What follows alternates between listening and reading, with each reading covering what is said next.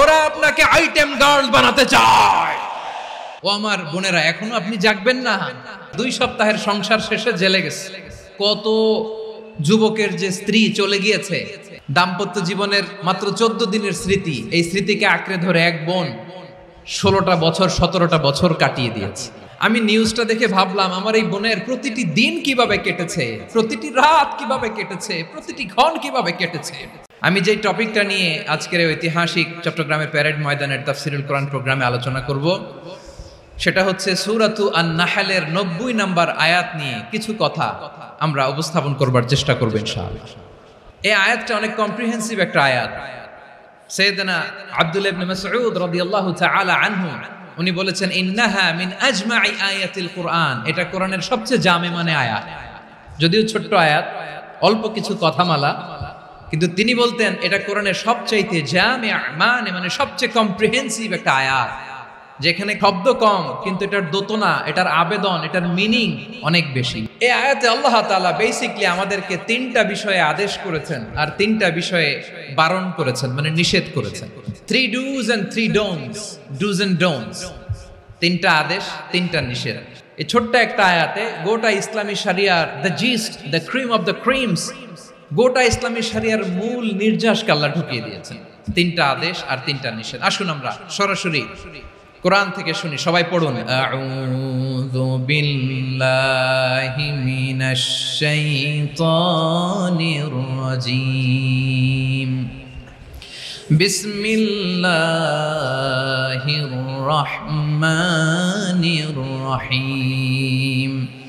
ইন্নাল্লাহা ইয়া'মুরু বিল আদলি ওয়াল ইহসানি ওয়া ইতা'i যিল কুরবা ওয়া ইয়ানহা আনিল ফাহশাই ওয়াল মুনকারি ওয়াল বাগই ইয়া'ইযুকুম লা'আল্লাকুম তাযাক্কারুন।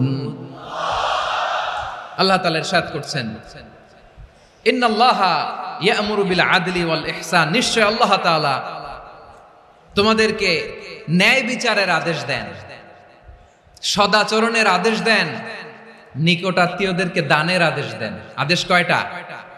নিশ্চয় আল্লাহ তাআলা তোমাদেরকে ন্যায় বিচারের আদেশ দেন, সদাচরণের আদেশ দেন, তিনি তোমাদের নিকটাত্মীয়দেরকে দানের আদেশ দেন, আর তিনি তোমাদেরকে অশ্লীলতা থেকে নিষেধ করেন, মন্দ কাজ থেকে নিষেধ করেন, অবাধ্যতা সীমা লঙ্ঘন থেকে নিষেধ করেন। তিনি তোমাদেরকে উপদেশ দেন যাতে তোমরা শিক্ষা গ্রহণ করো। সুবহানাল্লাহ।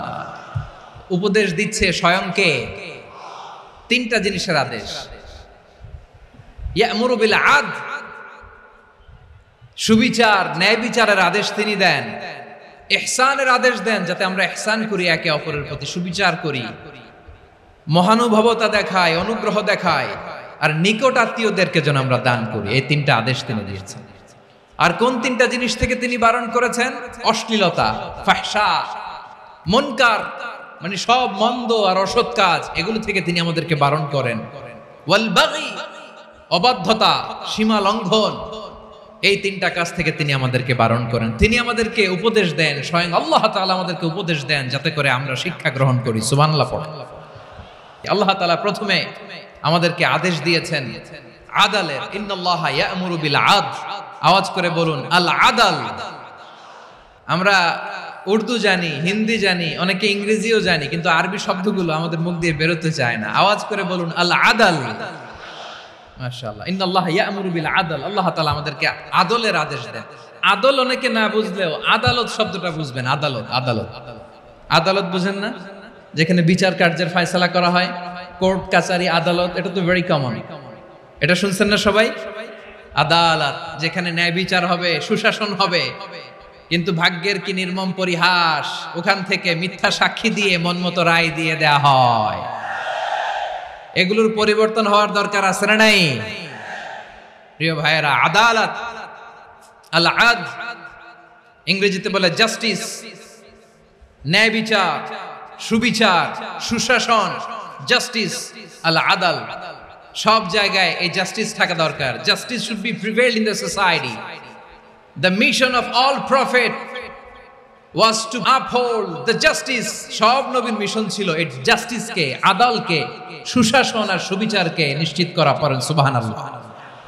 And the core message of every divine scripture was to uphold justice. পৃথিবীর সব আসমানি কিতাবের মূল শিক্ষা ছিল এই জাস্টিসকে সমাজে এনশিওর করা, সুবিচার, সুশাসনকে এনশিওর করা। তাহলে প্রিয় ভাইরা, আমরা বুঝতে পারলাম আল আদ শব্দের মানে হচ্ছে ইনসাফ বা সুবিচার বা ন্যায় বিচার। এটা হচ্ছে একটা general meaning, very general meaning. আপনি যদি ইন ডেপথ বুঝতে চান, আরো ভেতরে যান, তাহলে আদাল মানে হচ্ছে সমন্বয়, আদাল মানে হচ্ছে ভারসাম্য, ব্যালেন্স। আদাল মানে হচ্ছে মধ্যম পন্থা। সুবহানাল্লাহ পড়েন। কারণ সব সময় সমান সমান হইলেই সুবিচার হয় না। কথা কি বুঝতেছেন?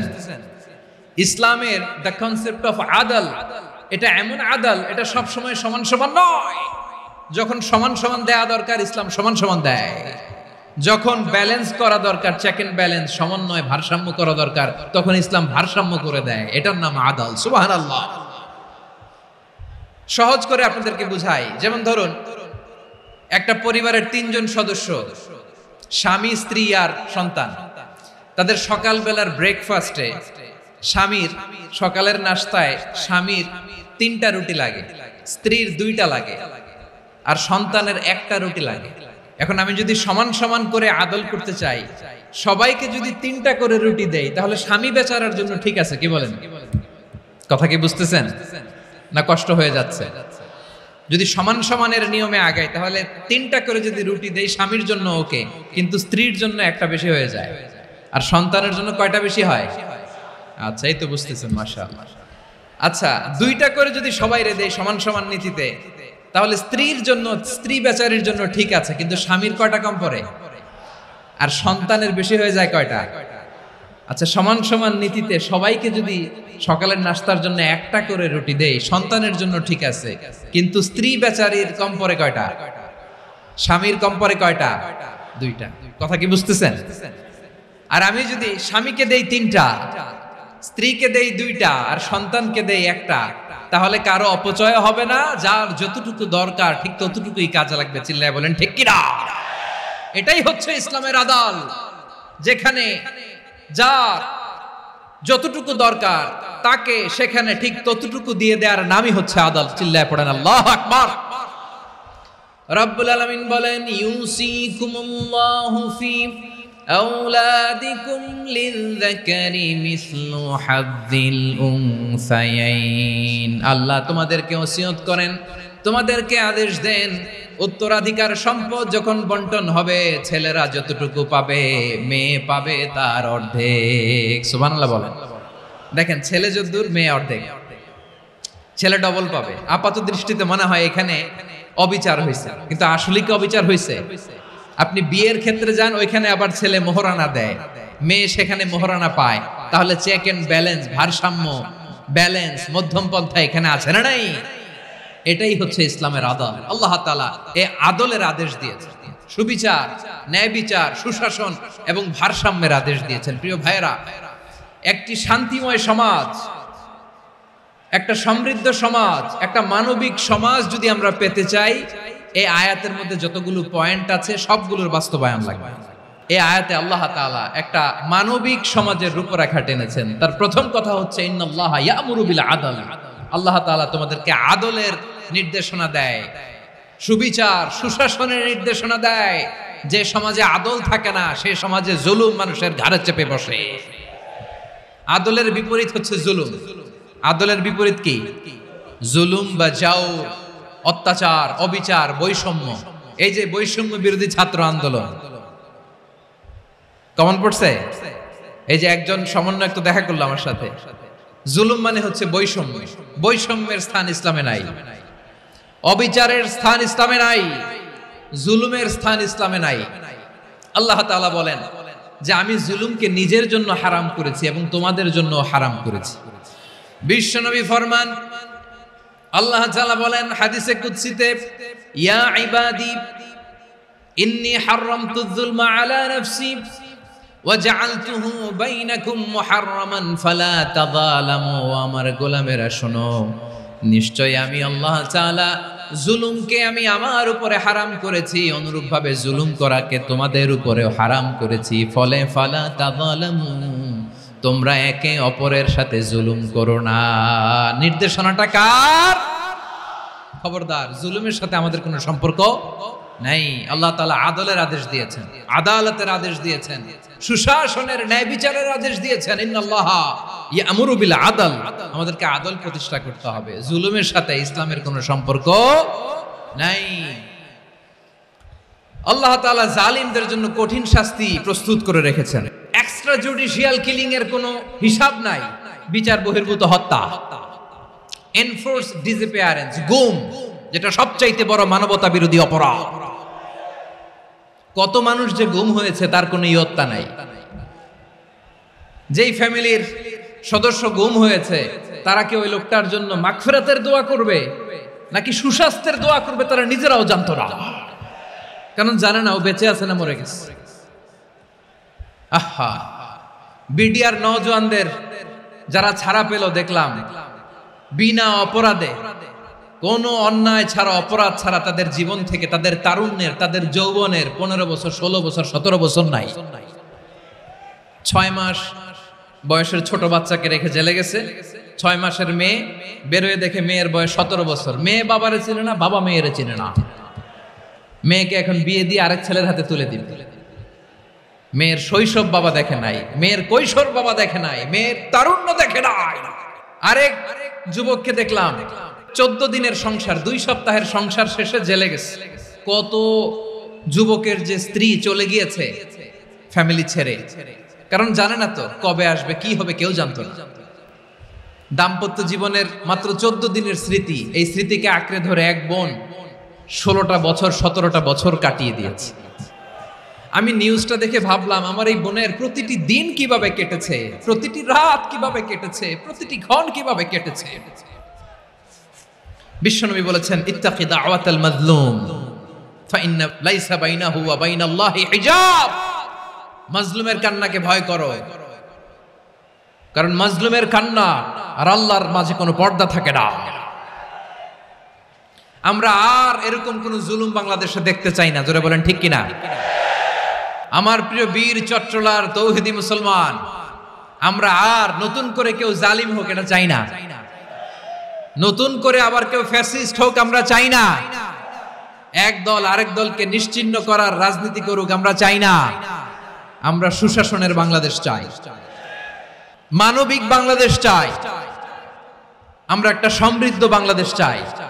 আমরা বিশ্বের বুকে সম্মান নিয়ে মাথা উঁচু করে দাঁড়াতে চাই, ঠিক কিনা বলেন? আল্লাহ বললেন, এটা যদি তোমরা চাও, একটা সমৃদ্ধ সমাজ যদি বিনির্মাণ করতে চাও, মানবিক সমাজ যদি বিনির্মাণ করতে চাও, আমি তোমাদেরকে সেজন্য প্রথমে আদালতের নির্দেশ দিলাম। ইন্নাল্লাহা ইয়া'মুরু বিল আদল, নিশ্চয় আল্লাহ তাআলা তোমাদেরকে ন্যায় বিচার, সুশাসন এটার আদেশ দেন। সুবহানাল্লাহ। আদাল, ন্যায় বিচারের আদেশ আল্লাহ তাআলা কোরআনের বিভিন্ন আয়াতে দিয়েছেন। আল্লাহ তাআলা বলছেন, ইন্নাল্লাহা ইয়া'মুরুকুম আন তুআদ্দুল আমানাতি ইলা আহলিহা ওয়া ইযা হাকামতুম বাইনান নাসি আন তাহকুমু বিল আদল ইন্নাল্লাহা নি'ম্মা ইয়া'iযুকুম বিহি ইন্নাল্লাহা কানা সামিআন বাসীরা। আল্লাহ তাআলা বললেন, আল্লাহ আদেশ দিচ্ছেন, যে ব্যক্তি আমানতের হকদার তার হাতে তোমরা আমানত পৌঁছে দাও। আর যখন তোমরা বিচার কার্য করবে, বিচার ফয়সালা করবে, আদালতের সাথে করো। সুবহানাল্লাহ বলেন। ওয়া ইযা হাকামতুম বাইনান নাসি আন তাহকুমু বিল আদল, আদালতের সাথে করবা। আল্লাহ তাআলা বলেন, যারা জাজ হবে, বিচারক হবে, তাদের যদি বাদী বিবাদীর কারোর সাথে শত্রুতা থাকে, কারোর সাথে যদি কোনো ধরনের রেষারেষি থাকে, আল্লাহ বলেন বিচার কার্য করতে যে ওই শত্রুতা রেষারেষির কারণে আদালতের বাইরে যে অবিচার করে বিচার করো না। ওয়ালা ইয়াজরিমান্নাকুম শানাআনু কওমিন আলা আল্লা তা'দিলু ই'দিলু হুয়া আকরাবু লিত্তাকওয়া ওয়াত্তাকুল্লাহা ইন্নাল্লাহা খাবীরুম বিমা তা'মালুন। খবরদার কোন জাতির প্রতি, কোন গোষ্ঠীর প্রতি, কোন গোত্রের প্রতি আক্রোশ যেন তোমাদেরকে ন্যায় বিচার থেকে দূরে সরিয়ে না দেয়, বরং আমি আল্লাহর আদেশ হলো ই'দিলু, তোমরা আদল করো, ন্যায় বিচার করো, সুবিচার করো, সুশাসন প্রতিষ্ঠা করো। হুয়া আকরাবু লিত্তাকওয়া, এটাই তাকওয়ার সবচেয়ে কাছাকাছি। সুবহানাল্লাহ বলেন। কোরআনের বিভিন্ন আয়াতে আল্লাহ তাআলা স্পেসিফিকলি ধরে ধরে বিচার করার সময় আমরা যেন আদল করি সেটা বলেছেন। কোরআনের কোন কোন জায়গায় আল্লাহ তাআলা এই আল আদল শব্দটা ব্যবহার করেছেন। আবার একই জিনিস ইনসাফ, সুবিচার, সুশাসন, ন্যায় বিচার, ন্যায় পরায়ণতা বুঝাতে আল্লাহ তাআলা কখনো কখনো আল কিসত শব্দটা ব্যবহার করেছেন। আল্লাহ তাআলা বলেন ওয়া ইন হাকামতা ফাহকুম বাইনাহুম বিল কিসতি ইন্নাল্লাহা ইউহিব্বুল মুকসিতিন। যখন তুমি বিচার করবে, বিশ্বনবীকে উদ্দেশ্য করে অ্যাড্রেস করে বললেন, নবী হ্যাঁ, ইহুদিরা কোনো বিষয়ে মীমাংসার জন্য যদি আপনার দরবারে আসে, যদি বিচার করতে হয়, খবরদার অবিচার করবেন না। ফয়সালা যেটা করবেন কিসতের সাথে করবেন, ন্যায় পরায়ণতার সাথে করবেন, কারণ ইন্নাল্লাহা ইউহিব্বুল মুকসিতিন, নিশ্চয় আল্লাহ রাব্বুল ইজ্জাত ন্যায় পরায়ণশীলদেরকে বড্ড ভালোবাসেন। সুবহানাল্লাহ বলেন। ন্যায়পরায়ণ লোকদেরকে আল্লাহ তাআলা বড্ড ভালোবাসেন। অন্য আয়াতে আল্লাহ তাআলা বলছেন ওয়ানাদউল মাওয়াজিনাল কিসত লিয়াউমিল কিয়ামাতি ফালা তুযলামু নাফসুন শাইআ। আমি কিয়ামতের দিন ন্যায়পরায়ণতার মানদণ্ড স্থাপন করব, যেটাকে আমরা মিজানের পাল্লা বলি। আল্লাহ বলেন ন্যায় বিচারের মানদণ্ড কিয়ামতের ময়দানে আমি আল্লাহ স্থাপন করব। সেদিন কারো প্রতি বিন্দু পরিমাণ, এক চুল পরিমাণ অবিচার করা হবে না, কোনো অবিচার করা হবে না। সেদিন সুশাসন হবে, সুবিচার হবে, ন্যায় পরায়ণতার সাথে বিচার হবে। আওয়াজ করে পড়েন আল্লাহু আকবার। তাহলে প্রিয় ভাইরা, যে তিনটি বিষয়ে আল্লাহ তাআলা আমাদেরকে আদেশ দিয়েছেন, তার প্রথমটা হচ্ছে আদালত, ইনসাফ, সুবিচার, ন্যায় বিচার। এটা আমরা চাই কি চাই না? বিশ্বনবী ন্যায় বিচার, ন্যায় পরায়ণতা, সুশাসন প্রতিষ্ঠিত করেন কি করেন নাই?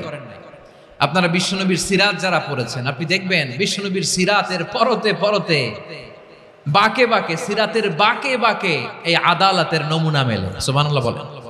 ছোট্ট একটা নমুনা রাসূল সাল্লাল্লাহু আলাইহি ওয়াসাল্লামের আসিরা আল আতরা থেকে ছোট্ট একটা নমুনা আপনাদের খেদমতে এখানে উপস্থাপন করি। বিশ্বনবী সাল্লাল্লাহু আলাইহি ওয়াসাল্লাম মক্কা বিজয় করলেন ৮ম হিজরিতে। মক্কা বিজয় শেষের দিনই কয়েক সপ্তাহ মক্কাতে অবস্থান করলেন। ইন দ্য মিন টাইম মক্কার একটা ভেরি প্রেস্টিজিয়াস এন্ড ডিগনিফাইড ফ্যামিলির নারী চুরিতে ধরা পড়ল। কিসে ধরা পড়ল? আমাদের সমাজে আসেনি এটা? আছে? ছোট না বড়? হিসাব করে শেষ করা যায় না। ৩.৫ লাখ কোটি টাকা নাই উন্নয়ন প্রকল্পের নামে। ৩.৫ লাখ কোটি টাকা লিখতে পারবেন আপনি? একটানে লিখতে পারবেন? বুঝতেছেন কত বড় সংখ্যা? হ্যাঁ, বনু মাখজুমিয়া গোত্রের এক নারী মক্কায় চুরিতে ধরা পড়ল। বলেন তো চুরি করলে বিধান কি? কি কাটতে হবে? চুরির বিধান হলো হাত কেটে দাও। দাও সেটা গোপনে নয়, প্রকাশ্যে জনসম্মুখে হাত কেটে দাও।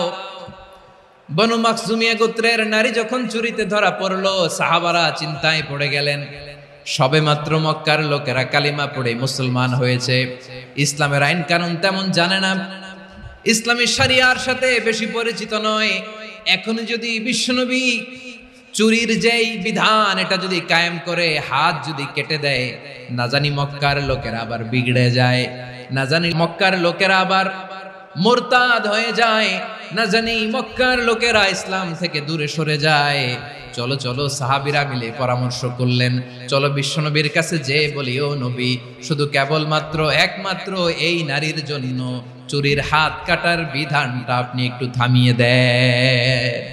চুরির হাত কাটার যে বিধান এখানে একটু রহিত করে দেন, বাকিগুলা কইরেন, মদিনাতে যে চলবে, কিন্তু মক্কায় এবারের জন্য মাফ করে দেন। কিন্তু কে বলবে? এই যে পরামর্শ, সাজেশন, এটা কে দিবে বিশ্বনবীর কাছে? সাহাবারা চিন্তায় পড়ে গেলেন। আল্লাহর নবীর সামনে দাঁড়িয়ে আল্লাহর দেয়া হুদুদ, আল্লাহর দেয়া বিধান থামিয়ে দেওয়া, মাফ করে দেওয়া, এই কথা বিশ্বনবীর সামনে বলার সাহস তো কেউ রাখে না। কেউ কেউ বলল, বিশ্বনবীর পালক পুত্র যায়েদ বিন হারেসার সন্তান উসামারে বিশ্বনবী নাতির মতো আদর করে, বড্ড বেশি ভালোবাসে উসামারে। এজন্য সাহাবারা উসামাকে বলতো হিব্বু রাসূলিল্লাহ, বিশ্বনবীর ভালোবাসা। কি বলতো? সাহাবীরা বললেন, বিশ্বনবীর ভালোবাসা হিব্বু রাসূলিল্লাহ, উসামারে পাঠাও। উসামারে বিশ্বনবী নাতির মতো স্নেহ করে, মায়া করে, ভালোবাসে। আমরা পারবো না, উসামা পারবে। সবাই মিলে ফুলিয়ে ফুসিয়ে ওসামাকে, ছোট্ট ওসামাকে রাজি করালো। ওসামা, এমন এমন কথা যে তুমি বিশ্বনবীর কাছে বলতে হবে, পারবা নাকি? ওসামা বলে, পারবো। সাইয়েদনা ওসামা রাদিয়াল্লাহু তাআলা আনহু তরুণ সাহাবী বিশ্বনবীর কাছে গেলেন, যে বললেন, নবী, বনু মাখজুমিয়া গোত্রের এক নারী চুরিতে ধরা পড়েছে, এবারের জন্য কি এই মহিলাটারে মাফ করে দিলে হয় না? এবারের জন্য একটু ক্ষমা করা যায় না নবী? বিশ্বনবী বলেন, আতাশফাউ ফি হাদ্দিম মিন হুদুদিল্লাহ, তোমার এত বড় সাহস উসামা, তুমি আল্লাহর হাত, আল্লাহর দেয়া বিধান, এটার ব্যাপারে সুপারিশ করতে এসেছো? তোমরা কি জানো তোমাদের আগে যত কওম, যত গোত্র, যত জনপদ ধ্বংস হয়েছে তার কারণ ছিল তাদের মধ্যে গরিবরা অন্যায় করলে তারা বিচার করত, আর ধনীরা অন্যায় করলে তারা মাফ করে দিত। খবরদার! ওয়া আইমুল্লাহ লাউ আন্না ফাতিমাতা বিনতি মুহাম্মাদিন সারাকাত লাকাতা মুহাম্মাদুন ইয়াদাহা। বিশ্বনবী বললেন, ওরে ওসামা, বানু মাখজুমিয়ার ওই প্রেস্টিজিয়াস এন্ড ডিগনিফাইড ফ্যামিলির মেয়ে তো দূর কি বাত, অনেক দূরের কথা। জেনে রেখো ওসামা, আমার কলিজার টুকরা, নয়নের পুটুলি ফাতেমাও যদি মক্কার জমিনে আজকে চুরির দায়ে ধরা পড়তো, আমি বিশ্বনবী মুহাম্মদুর রাসূলুল্লাহ ধরে ফাতেমার ডান হাতটা কেটে দিতে এক বিলম্ব দেরি করতাম না। ইন্নাল্লাহা ইয়া'মুরু বিল আদল, আমাদেরকে জাস্টিস শিখায়। পশ্চিমারা আমাদেরকে ইনসাফ শিখায়, আমাদেরকে সুশাসন শিখায়। আর ইনসাফ, সুশাসন, ন্যায় বিচার, সুবিচার, জাস্টিস কারে বলে বিশ্বনবীর বায়োগ্রাফি থেকে জেনে নাও। এই ছিল বিশ্বনবী ইসলামের আদালতের নমুনা। আপনি যদি সাইয়েদনা ওমর ফারুকের জীবনের দিকে তাকান, এমন কঠোর, এমন বীর সেনানী ছিলেন। সাইয়েদনা ওমর ফারুক যদি রাস্তার এই মাথা দিয়ে হাঁটা শুরু করতেন, শয়তান ওমর ফারুককে দেখলে ওই রাস্তা রেখে দিয়ে অন্য রাস্তা দিয়ে হাঁটতো। সুবহানাল্লাহ। ওমর ফারুক রাদিয়াল্লাহু তাআলা কি পার্সোনালিটি ছিল, কি পার্সোনালিটি! আমাদের এলাকায় ছোট বাচ্চারা রাতে ভাত খেতে চায় না, আমার মেয়েটাও খেতে চায় না। এই এটা দিব, ওইটা দিব, আজকে মাহফিলে আসার সময় বলে দিছে লিস্ট করে এটা এটা আনতে হবে। তো ছোট্ট বাচ্চাদের অনেক বায়না থাকে, ওরা রাতে খেতে চায় না। তো মায়েরা বিভিন্ন ভয় দেখায়, এই বাঘ আসবে, বাঘ আসবে খাও, এই ভূত আসবে, ভূত আসবে খাও। আপনারা কি বলেন চট্টগ্রামে? ভূত, ভূত, ভূত আসবে, বাঘ আসবে, খাও খাও খাও, তাড়াতাড়ি খাও। তো বাচ্চারা এগুলো শুনে ভয়ে খেতে শুরু করে। মদিনার জমিনেও একই ঘটনা ঘটতো। মদিনার ছোট্ট ছোট্ট সোনামণিরা খেতে চাইতো না। তো মায়েরা বলতো, হা হুয়া ইয়াতি উমর, হা হুয়া ইয়াতি উমর, ওই যে উমর আসতেছে, উমর। ওমরে ফারুকের কথা শুনলে বাচ্চারা একেবারে ঠান্ডা। প্রভু তুমি বলেছ রাসূল দেবে না, বলনি দেবে না ওমর, বলনি দেবে না হামজা তারি, খালিদ বিজয় সমর। প্রভু তুমি বলেছ রাসূল দেবে না, বলনি দেবে না ওমর, বলনি দেবে না হামজা তারি, খালিদ বিজয় সমর। প্রভু তুমি বলেছ রাসূল দেবে না। আল্লাহু আকবার। ওমর ফারুক রাদিয়াল্লাহু তাআলা আনহু, ওনার কথা শুনলে গায়ের মধ্যে গুজবাম হয়, গায়ের পশমগুলো দাঁড়িয়ে যায়। সুবহানাল্লাহ বলেন। কি পার্সোনালিটি ছিল, কি ব্যক্তিত্ব ছিল! মুনাফিকরা ওমর ফারুককে জমের মতো ভয় পেত। শয়তান, খোদ শয়তান এই রাস্তা দিয়ে আসলে শয়তান অন্য রাস্তা দিয়ে হাঁটত। ওমরে ফারুক রাদিয়াল্লাহু তাআলা আনহুর জীবনে যদি দেখেন তাহলে সেখানে আপনি আদালতের, ইনসাফের, সুশাসনের, জাস্টিসের নমুনা দেখতে পাবেন। কয়টা শুনবেন? সাইয়েদনা ওমরে ফারুক রাদিয়াল্লাহু তাআলা আনহুর সন্তান আব্দুর রহমান মিশরে মদ খেয়ে মদ্যপ অবস্থায় ধরা পড়েছে। মদ খাওয়ার কারণে, মদ যদি কেউ পান করে আর যদি প্রমাণিত হয় তার বিচার হলো 80 বেত। আওয়াজ করে বলেন কয় বেত? বাংলাদেশেও তো এই আইন আছে নাকি? বাংলাদেশে আছে? হ্যাঁ, মদ খাইলে 80 বেত, এই আইন বাংলাদেশে চালু হোক, আমরা চাই কি চাই না? একেবারে সহজ, পানির মতো সহজ হিসাব, একেবারে সহজ। ওমরে ফারুক রাদিয়াল্লাহু তাআলা আনহুর ছেলে ভুল করে মদ পান করে ফেলেছিলেন। আব্দুর রহমান, ঘটনা ঘটেছে মিশরে। মিশরের গভর্নর তখন আমর ইবনুল আস রাদিয়াল্লাহু তাআলা আনহু। আব্দুর রহমানের ভাই যে গভর্নরকে বলল, গভর্নর যদি একটু দয়া করেন, খলিফার ছেলে আমার ভাই আব্দুর রহমান মদ্যপ অবস্থায় ধরা পড়েছে, জনসম্মুখে যদি আপনি বেত্রাঘাত করেন আমাদের প্রেস্টিজ থাকে না, যদি 80 বেত আপনি মারেন আমার কোনো কথা নাই, কিন্তু ঘরের ভেতরে মারেন। আব্দুর রহমানের ভাইয়ের সুপারিশ শুনে সাইয়েদনা আমর ইবনুল আস রাদিয়াল্লাহু তাআলা আনহু রাজি হয়ে গেলেন। ঘরের ভেতরে লোকচক্ষুর আড়ালে 80 বেত তিনি মানলেন। কিন্তু ঘটনাক্রমে এই কথা লুকিয়ে লুকিয়ে ঘরের ভেতরে 80 বেত মারার কথা সাইয়েদনা ওমর ফারুক মদিনা থেকে জানতে পারলেন। মদিনা থেকে তিনি ফরমান জারি করলেন, এই বিচার যেমনটি আমর ইবনুল আস আদায় করেছে এটা প্রকৃতপক্ষে আদায় হয় নাই। আসো সবাই মদিনায় আসো, আমর ইবনুল আস মদিনায় আসো, আব্দুর রহমানও আসো, সবাই আসো, জনসম্মুখে এই বিচার কার্যকর করতে হবে। সাইয়েদনা ওমর ফারুক মসজিদে নববীর পিলারের মধ্যে নিজের ছেলেকে বাঁধলেন, আবার জনসম্মুখে 80টা বেত তার গায়ের মধ্যে মারলেন। মাজমুয়ে ফাতাওয়া ইবনে তাইমিয়া রাহিমাহুল্লাহ উনি এটা নকল করেছেন। এটা সবচেয়ে বিশুদ্ধ মত, আর অনেক মত আছে। মারা গেছে কবরের উপর, ওগুলো বাদে দিলাম। কেমন খলিফা ছিলেন, কেমন খলিফা! পশ্চিমারা তোমরা জাস্টিস আমাদেরকে শেখাও, ইনসাফ কারে বলে, সুশাসন আমাদেরকে তোমরা শেখাও। ওমরে ফারুক রাদিয়াল্লাহু তাআলা আনহু ওইটাকে, ওই বিচারকে তিনি ধর্তব্য মনে করেন নাই। মদিনাতে এনে আবার জনসম্মুখে আবার 80 বেত মেরেছেন। মিশরে ওমরে ফারুক রাদিয়াল্লাহু তাআলা আনহু আমর ইবনুল আসকে গভর্নর করে পাঠালেন। সেখানে আমর ইবনুল আসের ছেলে একটা প্রতিযোগিতায় রানার আপ হয়েছে। এক মিশরি সেখানে চ্যাম্পিয়ন হয়েছে। রানার আপ বুঝতে পেরেছেন তো? সেকেন্ড হয়েছে। এক মিশরি হয়েছে চ্যাম্পিয়ন, প্রথম। কিন্তু গভর্নরের ছেলে ও জিততে পারে নাই। ও রাগে ওই মিশরির গায়ের মধ্যে কয়েকটা লাঠি দিয়ে বাড়ি মেরেছে। মিশরি যে মদিনাতে ওমরে ফারুকের কাছে বিচার দিলেন, আপনার গভর্নরের ছেলে অন্যায়ভাবে আমার গায়ে হাত তুলেছে। সাইয়েদনা ওমরে ফারুক আবার ফরমান জারি করলেন, আসো মদিনাতে আসো। মিশরীকে ডাকলেন। ওই মিশরের গভর্নর আমর ইবনুল আস রাদিয়াল্লাহু তাআলা আনহুকে ডাকলেন, তার ছেলেকেও ডাকলেন। সবাই বসে রইল। আমর ইবনুল আস রাদিয়াল্লাহু তাআলা আনহু মাথা নিচু করে বসে আছেন, লজ্জায় কাচুমাচু। হায় হায়, আজকে আমার ছেলের কারণে আমিরুল মুমিনিন খলিফাতুল মুসলিমিন ওমরে ফারুকের কাছে আমি জনসম্মুখে লজ্জিত হচ্ছি। সাইয়েদনা ওমরে ফারুক বললেন, এই নাও লাঠি। গভর্নরের ছেলে তোমার মাথার মধ্যে যতগুলো বাড়ি মেরেছে, আজকে জনসম্মুখে তুমি অতগুলা বাড়ি মারো। মিশরি বলে, থাক, আপনি যে ডেকে আনছেন সবার সামনে এটা বলছেন, এতেই আমি খুশি। আল্লাহু আকবার! আপনার মহানুভবতা দেখে আমি খুশি, আর অপমানের দরকার নাই। ওমরে ফারুক বলে, না, খবরদার, এই কথা মিশরি তুমি বলো না, মারো, যতগুলা বাড়ি মেরেছে মারো। বাধ্য হয়ে মিশরি আমর ইবনুল আসের সামনে ওনার কলিজার টুকরা সন্তানের মাথার মধ্যে বাড়ি মারতে আরম্ভ করলেন। ঠিক যতগুলা বাড়ি গভর্নরের ছেলে আমর ইবনুল আসের ছেলে মিশরির গায়ে মেরেছিল, মাথায় মেরেছিল, মিশরি গুনে গুনে ততটা মারলেন। এই দৃশ্য দেখে ওমরে ফারুক রেগে মেগে আগুন, রাগের চোটে রাগ সামলাতে না পেরে, আর নিজেকে সামলাতে না পেরে মিশরিরে বললেন, ছেলেরে মারা শেষ হয়ে গেলে এবার বাবার টাক মাথার মধ্যে কয়েকটা বাড়ি মার।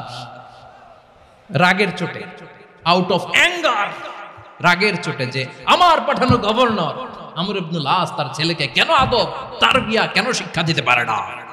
ছেলেরে মারা হইলে এবার আমর ইবনে আসের মাথার মধ্যে দুইটা মারো, এটা রাগে বলেছে, এটা শাস্তি হিসেবে না। সুবহানাল্লাহ পড়ে। তোমরা আমাদেরকে সুশাসন শিখা। বিশ্বনবী বলেন আদল এটা যেন বিষয় না, এটা দিয়েই মানবিক সমাজ গড়তে হবে। আল্লাহ তাআলা কিয়ামতের কঠিন ময়দানে যেদিন স্বামী স্ত্রীকে চিনবে না, স্ত্রী স্বামীকে দেখে পালিয়ে যাবে, বন্ধু বন্ধুরে চিনবে না, পীর সাহেব মুরিদরে চিনবে না, মুরিদ পীর সাহেবরে চিনবে না, দলের কর্মী তার নেতারে চিনবে না, নেতা তার কর্মীরে চিনবে না, বন্ধু বন্ধুরে দেখে পালাবে। এই কঠিন মুহূর্তে সূর্যটা মাথার কাছে চলে আসবে, জমিনটা তামার জমিন হবে, আজকের জমিনের মতো নয়। মানুষ ঘর্মাক্ত, ক্লান্ত, শ্রান্ত মাথার মগজগুলো কানের ছিদ্র আর নাকের ছিদ্র দিয়ে বেয়ে বেয়ে পড়বে। বিশ্বনবী ফরমান কিয়ামতের ওই কঠিন ময়দানে 7 শ্রেণীর ব্যক্তিকে রব্বুল আলামিন তার আরশের নিচে ছায়া দিবেন। তার মধ্যে প্রথম শ্রেণীর ব্যক্তি হলো ইমামুন আদিল, যে ইনসাফের সাথে বিচার করে, যে জাস্টিস সমাজে সার্ভ করে, যে সুশাসন নিশ্চিত করে, ওই ইমামুন আদিল। আদিল শব্দটা বুঝছেন না? ইন্নাল্লাহা ইয়া'মুরু বিল আদল, পাইছেন? আদিল। 7 শ্রেণীর ব্যক্তিকে আল্লাহ তাআলা সুশীতল আরশের নিচে ছায়া দিবেন, যেদিন তার দেয়া ছায়া ছাড়া কোনো ছায়া থাকবে না। এর প্রথম হচ্ছে ইমামুন আদিল, ন্যায়পরায়ণ শাসক। চিল্লায় বলেন সুবহানাল্লাহ। আবার বিশ্বনবী বললেন ইন্নাল মুকসিতিনা ইনদাল্লাহি আলা মানাবিরা মিন নূর আন ইয়ামিনির রহমান। কিয়ামতের দিন যারা ন্যায় পরায়ণ হিসেবে আল্লাহর সামনে দাঁড়াবে, কিয়ামতের দিন রব্বুল আলামিন তার আরশের ডান দিকে ওই ন্যায় পরায়ণ লোকদের জন্য আরশের ডান দিকে একটা নূরের মিম্বারে তাদেরকে বসার সুযোগ করে দিবে। আল্লাহর আরশের ডান দিকে ন্যায় পরায়ণ লোকদের জন্য আল্লাহ তাআলা নূরের মিম্বার বানাবে। চারটেখানে কথা মনে করেছেন? আল আদাল, জাস্টিস। ইন্নাল্লাহা ইয়া'মুরু বিল আদল। আল্লাহ তাআলা এই আদালতের নির্দেশনা দেন, সুবিচার, সুশাসন। প্রিয় ভাইয়েরা, এটা আমরা বাংলাদেশে চাই কি চাই না? এই যে অরাজকতা, এই যে অন্যায়, এই যে জুলুম, এই যে ইনকনসিস্টেন্সি সমাজের অসঙ্গতি, এর প্রধান কারণ জাস্টিস নাই, সুবিচার নাই, সুশাসন নাই। শেষবারের মতো আওয়াজ করে বলেন তো, আমরা বাংলাদেশে আদল চাই কি চাই না?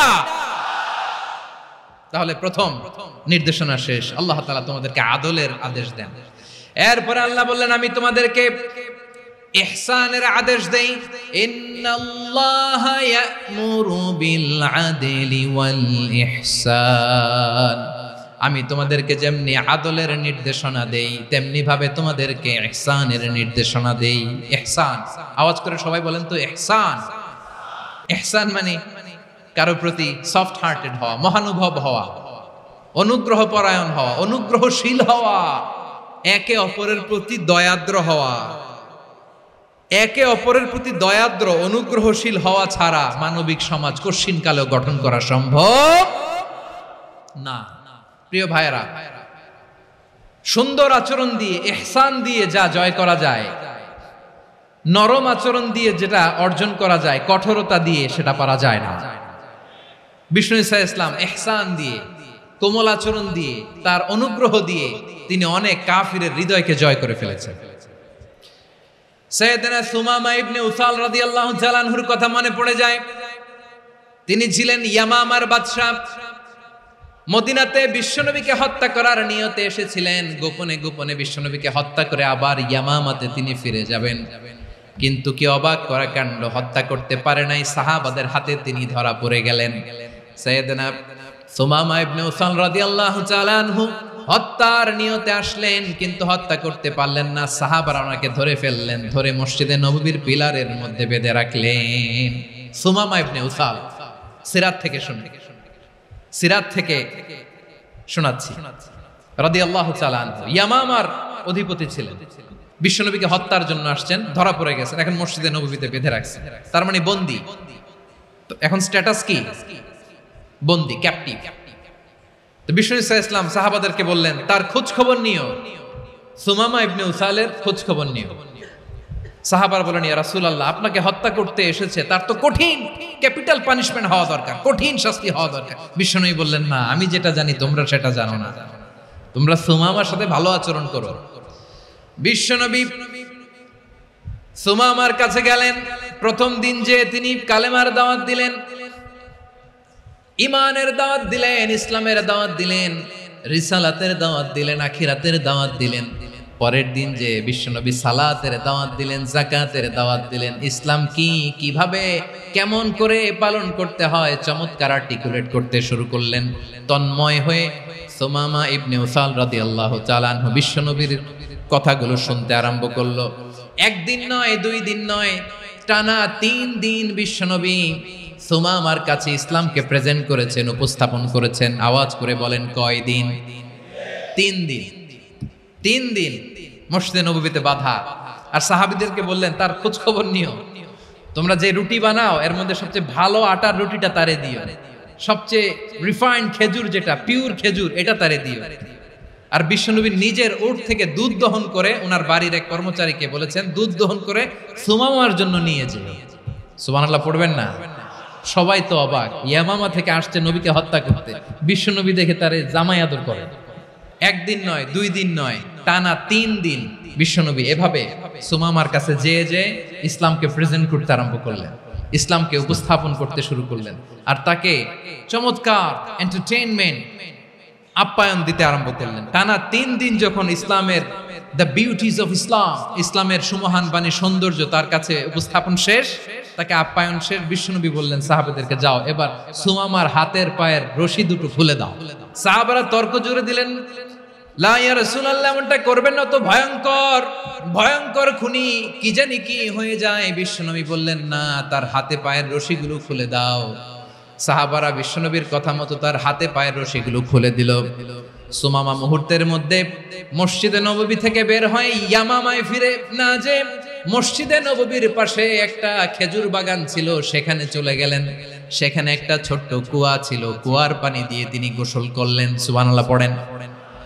কুয়ার পানি দিয়ে গোসল করে মসজিদে নববীর সামনে এসে বিশ্বনবী এবং সাহাবাদের সামনে দাঁড়িয়ে সাব্বাবা উঁচু করে বললেন, আশহাদু আল্লা ইলাহা ইল্লাল্লাহ ওয়া আশহাদু আন্না মুহাম্মাদান আবদুহু ওয়া রাসূলুহু। আমি সাক্ষ্য দিচ্ছি আল্লাহ ছাড়া কোনো ইলাহ নাই, আর মুহাম্মদ আল্লাহ তাআলার প্রেরিত বান্দা এবং রাসূল। প্রিয় ভাইয়েরা, ইহসান দিয়ে যা জয় করা যায়, কঠোরতা দিয়ে সেটা কঠিনকালেও জয় করা যায় না। আওয়াজ করে বলেন ঠিক কি না? এবার সুমামা দাঁড়িয়ে বলে, ওগো নবী, আমি তো কালিমা পড়ে মুসলমান হয়ে গেলাম, এবার শোনেন, এই মুহূর্তের আগে আপনার চেহারার চাইতে নিকৃষ্ট কোনো চেহারা আমার কাছে ছিল না, কিন্তু শাহাদা পাঠ করার পরে আপনার চেহারার চাইতে উত্তম শ্রেষ্ঠ কোনো চেহারা আমার কাছে আর নাই। ও নবী, আজকের দিনের আগে ইসলাম ধর্মের চেয়ে নিকৃষ্ট অপছন্দনীয় কোনো ধর্ম আমার কাছে ছিল না, কিন্তু এই মুহূর্ত থেকে ইসলামের চেয়ে সেরা শ্রেষ্ঠ পছন্দনীয় কোনো ধর্ম আমার কাছে নাই। নবী গো, আজকের দিনের আগে মদিনার চাইতে অপছন্দনীয় নিকৃষ্ট কোনো শহর আমার কাছে ছিল না, কিন্তু এই মুহূর্তের পর থেকে মদিনার চাইতে কোনো শ্রেষ্ঠ শহর আমার জানা নাই। সে ছিল গমের বড় ডিলার, গম বেচতো। কি বেচতো? তার গম কিনে মক্কার লোকেরা রুটি খাইতো। সে ঘোষণা দিল, আজকে থেকে মক্কাবাসীদের জন্য সব গম আমি হারাম করে দিলাম, মক্কাবাসী এখন না খেয়ে মরে। সুবহানাল্লাহ পড়বেন না? মক্কাবাসী বিশ্বনবীর কাছে আসলেন, এসে বললেন, মুহাম্মদ, আমরা তো তোমার ভাই, তোমার চাচা, তোমার ভাতিজা, তোমার আত্মীয়, তুমি সুমামারে বলো সে যেন আবার গমের সাপ্লাই মক্কার জন্য অনুমতি দিয়ে দেয়। বিশ্বনবীর অনুমতি ক্রমে সুমামা আবার মক্কাতে গম পাঠাতে শুরু করলো। পড়েন সুবহানাল্লাহ। ইহসান, ইহসান দিয়ে আপনি যেটা জয় করতে পারবেন, you can win the heart of your enemies. ইহসান দিয়ে আপনি আপনার শত্রুর হৃদয়কে জয় করতে পারবেন। এজন্য আল্লাহ বললেন, ওয়া আনফিকু ফি সাবিলিল্লাহি ওয়া লা তুলকু বিআইদিকুম ইলাত তাহলুকা ওয়া আহসিনু ইন্নাল্লাহা ইউহিব্বুল মুহসিনিন। তোমরা আল্লাহর রাস্তায় দান করবে আর নিজেরা নিজেদেরকে ধ্বংসের হাতে ঠেলে দিও না। তোমরা একে অপরের প্রতি ইহসান করবে, কারণ ইহসানকারীদেরকে আল্লাহ বড্ড ভালোবাসেন। সুবহানাল্লাহ পড়েন। আবার সূরা রহমানে আল্লাহ বললেন, হাল জাযাউল ইহসানি ইল্লাল ইহসান ফাবিআইয়ি আলা, সবাই পড়েন ফাবিআইয়ি আলাই রাব্বিকুমা তুকাযযিবান। ইহসানের প্রতিদান হিসেবে ইহসানি হয়। বিশ্বনবী সুমামার প্রতি যেমন ইহসান করেছেন, সুমামাও ঠিক তেমন ইহসান ফিরিয়ে দিয়েছে। ঠিক কিনা বলেন? তাহলে এক নম্বরে হচ্ছে আদ, ন্যায় বিচার। দুই নম্বরে সবাই বলেন ইহসান, সদাচরণ। ইহসান দুই ধরনের প্রিয় ভাইরা, ইহসান ফিল ইবাদা, ইহসান ফিল মুআমালা। ইহসান ফিল ইবাদা হচ্ছে একাগ্র অনুভবে ইবাদতে ডুব দেওয়া, এর নাম ইবাদতের ইহসান। সুবহানাল্লাহ পড়ুন। বিশ্বনবী বলেন ইহসান মানে কি জানো নাকি? হাদিসে জিবরিলে সাইয়েদনা জিবরিল আলাইহিস সালাম বিশ্বনবীকে বললেন আখবিরনি আনিল ইহসান। নবী আমাদেরকে বলেন ইহসান মানে কি? বিশ্বনবী বললেন আনতা আবুদাল্লাহা কাআন্নাকা তারাহু ফাইন লাম তাকুন তারাহু ফাইন্নাহু ইয়ারাক। ইহসান মানে হলো এমন ভাবে তুমি আল্লাহর সামনে নিজেকে উজাড় করে ইবাদত করবে, তুমি ভাববে তুমি আল্লাহকে দেখতে পাচ্ছ। আর এটা যদি ভাবা তোমার জন্য কঠিন হয়ে যায়, অন্তত এতটুকু তুমি ভাববা যে আল্লাহ তোমাকে দেখতে পাচ্ছেন। ঠিক কিনা বলেন? ও আমার বীর চট্টলার ভাইয়েরা, কেউ যেটা দেখে না সেটা দেখে কে? এই বিশ্বাস হৃদয়ের মধ্যে আছে? নামাজে যখন দাঁড়ান এই ফিলিংসটা আনা যাবে? এসা পর্যন্ত যে আমরা হায়াত পাবো কোনো গ্যারান্টি আছে? সবাই আওয়াজ করে বলেন গ্যারান্টি আছে? গ্যারান্টি নাই। এজন্য বিষ্ণু ইসলাম বলেছেন এমন ভাবে নামাজে দাঁড়াও, ইবাদত করো, মনে করো হতে পারে এটাই আমার জীবনের শেষ নামাজ। Perform the salah as if this is your last and final prayer. এমন ভাবে সালাতে দাঁড়াও, ভাবো হতে পারে এটাই তোমার জীবনের শেষ নামাজ। এমন ভাবে নামাজে দাঁড়াও, ভাবো এটাই শেষ নামাজ। তাহলে নামাজে একাগ্রতা বাড়ায় দিবে কে? ফলে ইবাদতের ইহসান আমাদের অর্জিত হবে। আর মুআমালাতে ইহসান হলো, বিশ্বনবী বলেন ইন্নাল্লাহা তাবারাকা ওয়া তাআলা কাতাবাল ইহসানা আলা কুল্লি শাই ফাইযা কাতালতুম ফাআহসিনুল কিতলা ওয়া ইযা যাবাহতুম ফাআহসিনুয যাবহা ওয়ালিউহিদ্দ আহাদুকুম শাফরাতাহু ওয়ালিউরিহ যাবিহাতাহু। ইহসান দুই ধরনের, আওয়াজ করে বলতে হবে কয় ধরনের? একটা হচ্ছে ইহসান ফিল ইবাদা, ইবাদতে ইহসান। ইবাদতে ইহসান কি?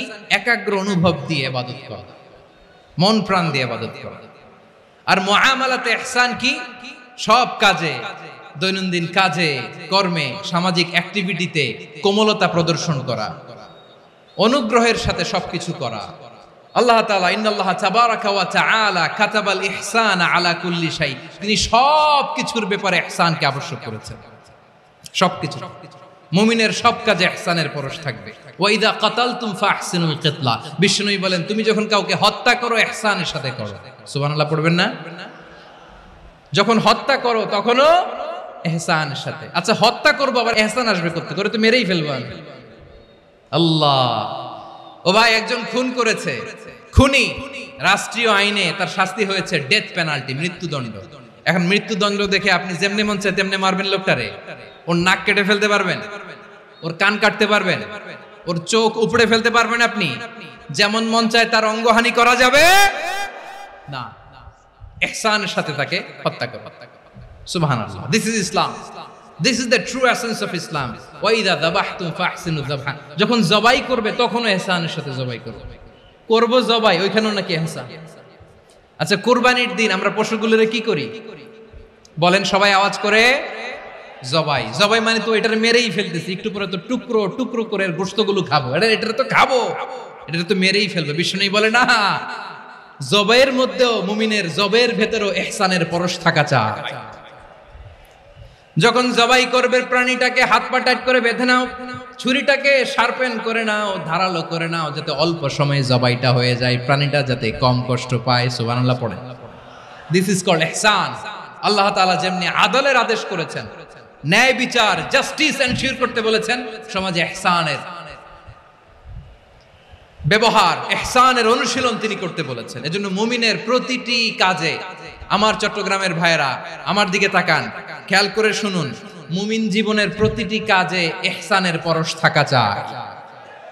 আমরা যেন আমাদের পরিবারের প্রতি ইহসান করি, আমরা যেন আমাদের কর্মচারীদের প্রতি ইহসান করি, আমরা যেন আমাদের কলিগদের প্রতি ইহসান করি, আমরা যেন আমাদের ভাইদের প্রতি ইহসান করি।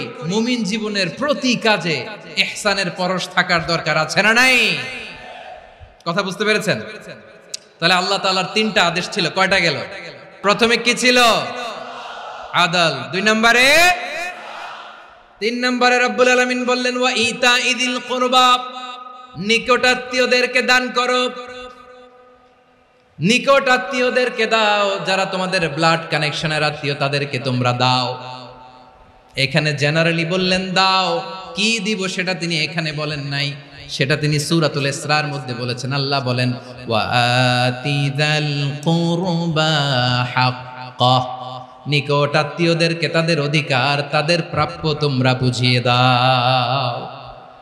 দেখেন, একটা শান্তির সমাজ, একটা সমৃদ্ধ সমাজ, একটা মানবিক সমাজ গঠনের জন্য আল্লাহ তাআলা বেশি না, মাত্র 3টা অর্ডার, 3টা ভার্ডিক্ট তিনি জারি করেছেন। 1 নাম্বার সুশাসন, ন্যায় বিচার।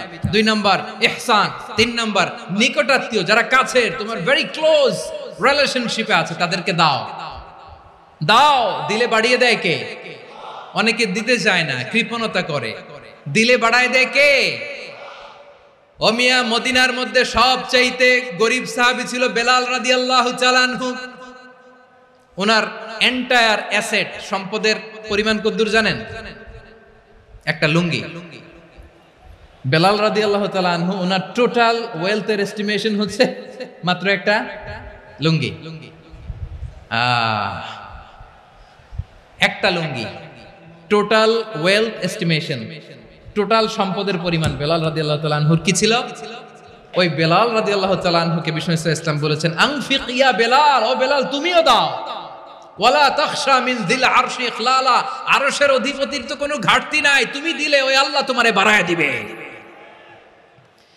এজন্য আমার প্রিয় ভাইয়েরা, দিলে কমে না, দিলে বাড়ে। অনেকে ধরে রাখে, নতুন কিছু নিতে পারে না, হাত দিয়ে যেটা ধরে রেখেছেন এটা দিয়ে দেন, বড় একটা ধরার সুযোগ পাবেন। জোরে বলেন ঠিক কিনা? রব্বুল আলামিন বললেন 3 নাম্বার আদেশ হলো তোমাদের প্রতি সমাজটারে কেমন করে মানবিক সমাজ, সুন্দর সমাজ গড়বা। 3 নাম্বার আদেশ হলো ওয়া আতিদাল কুরবা হাক্কা, নিকটাত্মীয়দেরকে তাদের প্রাপ্য বুঝিয়ে দাও।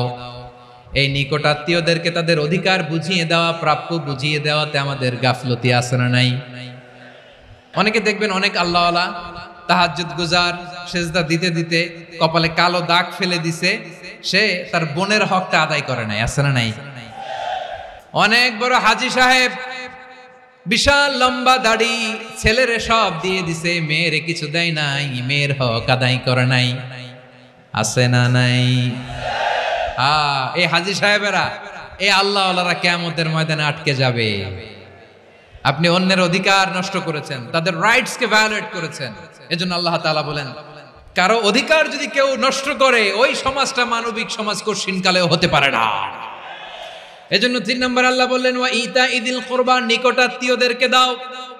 কি দিবা? তাদের অধিকার দিয়ে দাও। বোনের অধিকার বুঝিয়ে দাও, মেয়ের অধিকার বুঝিয়ে দাও, ফুফুর অধিকার বুঝিয়ে দাও। দেখবেন অনেক মায়েরা ছেলের পাতে মুরগির রান দেয়, মেয়ের পাতে দেয় মুরগির ঠ্যাং। তো মেয়ের কি মুরগির রান খেতে মনে যায় না? মনে যায় না? এমনটা করা যাবে না। নিকটাত্মীয়দেরকে অধিকার দিয়ে দাও, নিকটাত্মীয়ের সাথে সুসম্পর্ক রাখো। আদেশটা কার? এজন্য প্রিয় ভাইয়েরা, জীবনে যদি বারাকা অর্জন করতে চান, নিকটাত্মীয়দের সাথে সুসম্পর্ক রাখতে হবে, তাদের জন্য উপহার পাঠাতে হবে। বিশ্বনবী বলেন লা ইয়াদখুলুল জান্নাতা কাতে, যে ব্যক্তি আত্মীয়তার সম্পর্ককে ছিন্ন করে দেয়, সে কঠিনকালেও আল্লাহর জান্নাতে ঢুকবে না। আপনি কি এটারে সহজ হাদিস মনে করছেন? এটা সহজ কথা? আপনি ভাবছেন আপনার নামাজ আপনারে বাঁচাতে পারবে, আপনার রোজা বাঁচাতে পারবে, আপনার তাহাজ্জুদ আপনারে বাঁচাতে পারবে? অধিকার নষ্ট করলে কিছুই আপনারে বাঁচাতে পারবে না। এজন্য নিকট আত্মীয়দেরকে দিতে হবে বেশি বেশি। বিশ্বনবী বলেন ইন্না সাদাকাতা আলাল মিসকিনি সাদাকা ওয়া আলা যির রাহিমি ইসনাতান সাদাকাতুন ওয়া সিলা। মিসকিন রে দান করলে শুধু দানের সওয়াব হয়, নিকট আত্মীয়কে দান করলে 2টার সওয়াব হয়, সাদাকার সওয়াব হয়, আবার আত্মীয়তার বন্ধন অটুট রাখার সওয়াব হয়ে যায়। আবার বিশ্বনবী বললেন মান সাররাহু আইয়ুবসাতা লাহু ফি রিজকিহি ওয়া ইনসালাহু ফি আসারিহি ফালইয়াসিল রাহিমা। যে ব্যক্তি তার রিজিকের প্রশস্ততা চায় আর হায়াতে বরকত চায়, সে যেন তার আত্মীয়ের সাথে সুসম্পর্ক রাখে। আমার প্রিয় চট্টলার ভাইয়েরা, আমাদের রিজিক বাড়ুক, এটা আমরা চাই কি চাই না? সবাই চান? হ্যাঁ, আমাদের রিজিকে প্রশস্ততা আসুক, চাই কি চাই না? আমাদের হায়াতে বরকত আসুক, আমরা চাই কি চাই না? এই দুইটা যদি চান তাহলে নিকটাত্মীয়দের সাথে সুসম্পর্ক রাখবেন, পারবেন? তাহলে সমাজটারে মানবিক সমাজ বানায় দিবে কে? তিনটা আদেশ চলে গেল। 1 নম্বরে কি ছিল? 2 নম্বরে, 3 নম্বরে নিকটাত্মীয়দেরকে দান। আল্লাহ তাআলা তিনটা জিনিসের যেমনি আদেশ করেছেন, অনুরূপভাবে তিনটা বিষয় তিনি বারণ করেছেন, নিষেধ করেছেন, ওগুলোর কাছেও যাওয়া যাবে। রাব্বুল আলামিন বলেন, ওয়ায়ানহা আনিল ফাহশাই ওয়াল মুনকারি ওয়াল বাগি। আমি যেমনি তিনটি বিষয়ে আদেশ করলাম, অনুরূপভাবে তিনটি বিষয়ে বারণ করলাম, নিষেধ করলাম। আমার 1 নাম্বার নিষেধাজ্ঞা হলো অশ্লীলতার প্রতি। ফাহশা, ওয়ায়ানহা আনিল ফাহশা, আল্লাহ তাআলা অশ্লীলতাকে নিষেধ করেছেন। কোন জিনিসকে? সবাই বলুন, কোন জিনিসকে? যত ধরনের, যত টাইপের, যত ক্যাটাগরির অশ্লীলতা হতে পারে, সব অশ্লীলতাকে হারাম করেছেন কে? ফাহশা মানে কি? কথায়, কাজে, আচরণে, কমেন্ট, ফেসবুকের কমেন্টসে যত ধরনের নোংরামো আছে, যত ধরনের অশ্লীলতা আছে, এটাকে আরবিতে বলে ফাহশা। রাব্বুল আলামিন বলেন, কুল ইন্নামা حرم ربي الفواحش ما ظهر منها وما بطن। ও নবী, আপনি বলে দেন, আমার রব প্রকাশ্য, অপ্রকাশ্য, স্পষ্ট কিংবা অস্পষ্ট, দৃশ্যমান কিংবা অদৃশ্যমান সব অশ্লীলতাকে হারাম করেছেন। সব ধরনের অশ্লীলতা হারাম। আল্লাহ তাআলা আমাদেরকে অশ্লীলতা থেকে বাঁচায়। এবার বলেন, আমাদের সমাজে অশ্লীলতা আছে না নাই? অশ্লীলতা নানা ভাবে, নানা নামে, নানা মোড়কে আমাদের সমাজে আছে না নাই? সংস্কৃতির নামে, ফ্যাশনের নামে, বিনোদনের নামে, উপন্যাসের নামে, কনসার্টের নামে অশ্লীলতা আছে না নাই? আপনি দেখেছেন কনসার্টগুলোর অবস্থা? আমাদের তরুণ তরুণীরা, আমাদের যুবক যুবতীরা, আমাদের জেনজিরা, কি অবস্থা ওইখানে? কনসার্টের নামে অশ্লীলতা আছে না নাই? ছেলে মেয়ে একে অপরকে জড়ায় ধরতেছে, একে অপরকে চুমু খাচ্ছে, প্রকাশ্যে, দিবালোকে, গণমানুষের সামনে। আল্লাহ তাআলা এই অশ্লীলতা থেকে আমাদেরকে বেঁচে থাকতে বলেছেন। রূপালী জগতের নামে অশ্লীলতা আছে না নাই? এই টার্মটা আপনারা জানেন না? রূপালী জগৎ কি জগৎ? আসলে কি রূপালী জগৎ না অন্ধকার জগৎ? আমার বোনেরা, আপনাদেরকে যে কি বলে তারা বুঝায়, রূপালী জগৎ শুনেই আপনি ভরকে যাবেন না। রূপালী জগতে যে নারী যত বেশি উলঙ্গ, সে নাকি তত বেশি সাহসী। জানেন? বলে এটা একটা সাহসী নারী, খুব সাহসী পদক্ষেপ তার। যত বেশি শরীর থেকে কাপড় নামাতে পারবে, যত বেশি বস্ত্রহীন হয়ে নিজেকে প্রেজেন্ট করতে পারবে, সে নাকি তত বেশি সাহসী। আমার চট্টলার ভাইয়েরা, শয়তানের প্রথমে এজেন্ডা ছিল বনি আদমকে বস্ত্রহীন করা। সে আদম এবং হাওয়া আলাইহিস সালামকে নিষিদ্ধ গাছের ফল খাইয়ে তাদেরকে বস্ত্রহীন করেছে। এই জামিনেও সে আমাদেরকে বস্ত্রহীন করতে চাইবে। এই রূপালী জগতের নামে তারা এটা করে। আমার প্রিয় বোনেরা, আপনি জানেন না আপনার দাম কত? ওরা আপনাদেরকে বিজ্ঞাপনের সস্তা পণ্য বানাতে চায়। ওরা আপনাদেরকে ওদের ভোগের লিপসার টুলস বানাতে চায়। ওরা আপনাদেরকে দিয়ে ওদের খায়েশ পূরণ করতে চায়। এটা আপনাদের জন্য মোটেও ডিগনিটি নয়, এটা আপনাদের জন্য সম্মান নয়। আপনার সম্মান শালীনতায়, আপনার সম্মান হেজাবে, আপনার সম্মান ভদ্রতায়, আপনার সম্মান আপনার ডিসেন্ট পোশাকে। পোশাক বলে দেয় এই নারীটা ভদ্র না অভদ্র। পোশাক বলে দেয় এই মেয়েটা কোন ঘরের মেয়ে। আপনি জানেন না, আপনারা সস্তা পণ্য বানায়, ভোগের পণ্য, বিলবোর্ডে আপনাকে উলঙ্গ করে উপস্থাপন করে। এই অশ্লীলতার সাথে ইসলামের কোনো সম্পর্ক। এজন্য আল্লাহ বলেন, আমি অশ্লীলতাকে হারাম করেছি। অশ্লীলতাকে হারাম করার প্রথম কারণ হলো এর মাধ্যমে মানবতাকে অপমানিত করা হয়। কারণ মানুষের সম্মান মানুষের পোশাকে। মানুষ যখন পোশাকহীন হয়ে যায়, বস্ত্রহীন হয়ে যায়, তার সম্মান কমে যায়, ঠিক কিনা? অশ্লীলতাকে হারাম করার প্রথম কারণ হচ্ছে মানুষ মানুষকে অপমান করে। একটা নারী, সে তো সম্মানিত, নারী যে কত সম্মানিত নারীর এটা বুঝেই নাই। বিশ্বনবী বলেন আর দুনিয়া কুল্লুহা মাতা ওয়া খায়রু মাতা'আদ দুনিয়া আল মারআতুস সালিহা। আমার বোনেরা, 5টা প্যান্ডেলে আপনারা এলইডিতে আমার আলোচনা শুনছেন, আমি জানি। আপনাদের এই গর্ভ যে কত দামি আপনি জানেন না। আপনার পেট থেকেই আসবে আগামী দিনের সালাহুদ্দিন আল আইয়ুবী, আপনার পেট থেকেই আসবে অনাগত দিনের ইমাম মাহদী আল মুনতাদর, আপনার পেট থেকেই আসবে অনাগত দিনের ফয়সাল, ওয়াসিম, মুগ্ধ, আবু সাইদের মতো বীর যোদ্ধা।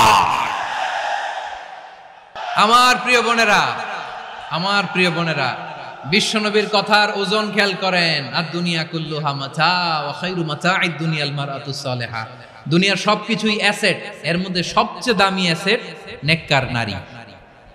আপনার গর্ভ যে কত দামি আপনি জানেন না। নিজের সময়টাকে কাজে লাগান, কোরআন পড়েন, সুন্নাহ পড়েন। আপনার অনেক দায়িত্ব ঘরে। You are the MD of your family. একটা family it's a very big institution. পরিবার একটা অনেক বড় প্রতিষ্ঠান। And you are the MD of your institution. আপনি এই পরিবারের MD, managing director of your family. এখানে আপনার কত দায়িত্ব।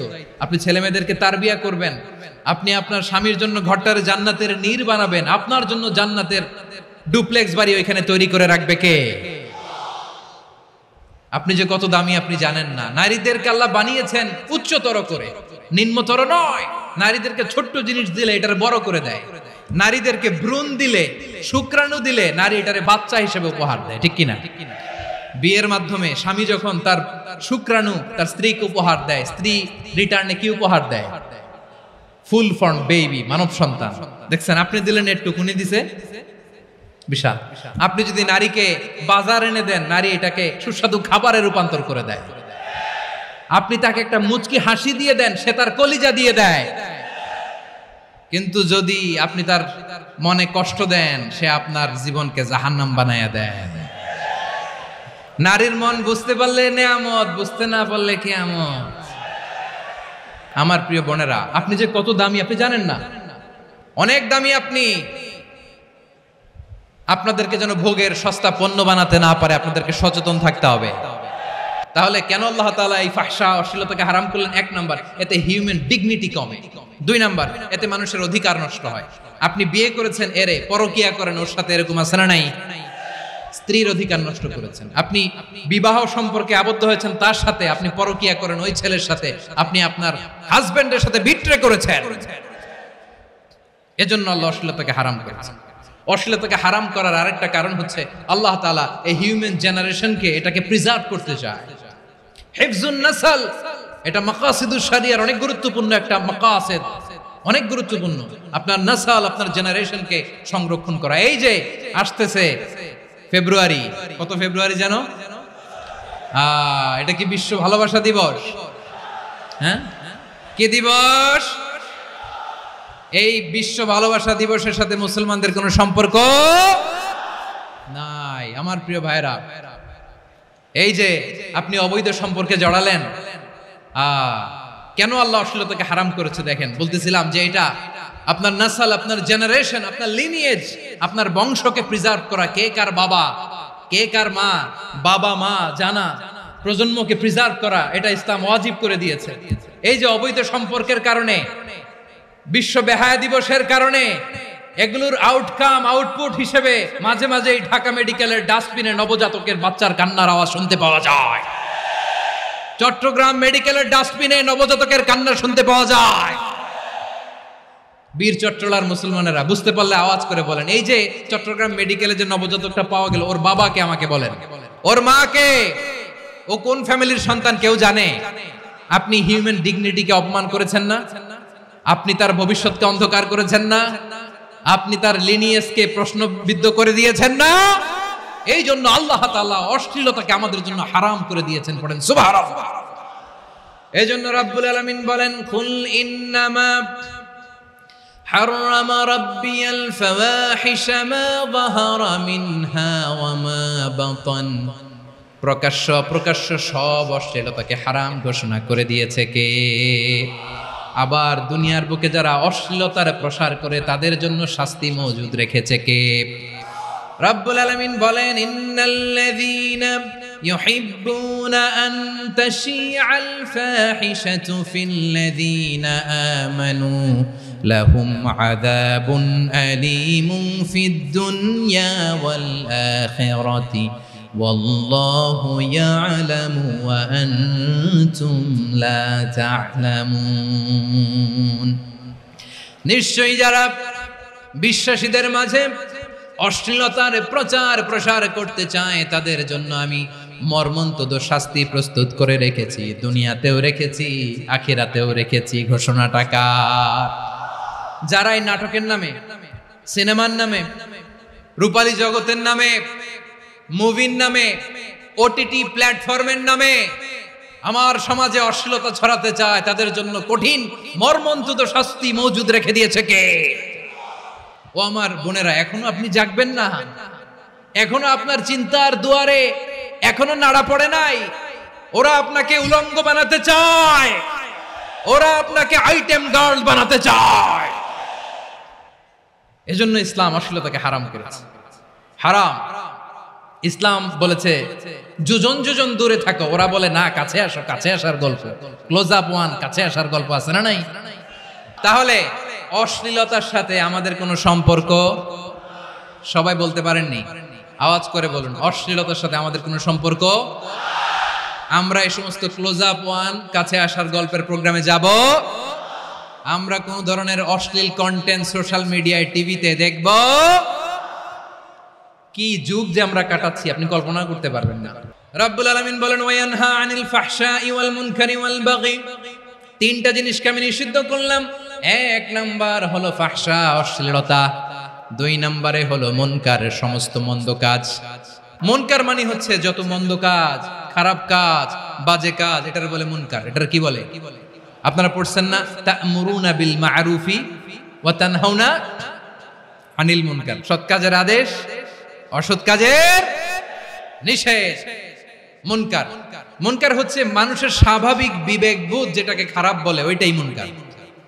পৃথিবীর সব আসমানি গ্রন্থ যেটাকে খারাপ বলেছে, মানুষের স্বাভাবিক বিবেকবোধ যেটাকে খারাপ বলেছে, এগুলো সব মুনকার। যেমন ইফতিজিং, এটা কি ভালো না খারাপ? মজুদদারি, খাদ্যে ভেজাল দেওয়া, ওজনে কম দেওয়া, মাছে ফরমালিন মিশানো, চাঁদাবাজি, টেন্ডারবাজি, দখলবাজি, এগুলো আমাদের স্বাভাবিক বিবেকেই বলে এগুলো খারাপ, এগুলো হচ্ছে মুনকার। আল্লাহ তাআলা এই মুনকার থেকে আমাদেরকে বেঁচে থাকতে বলেন, আর শয়তান এই মুনকারের প্রতি আমাদেরকে উদ্বুদ্ধ করে।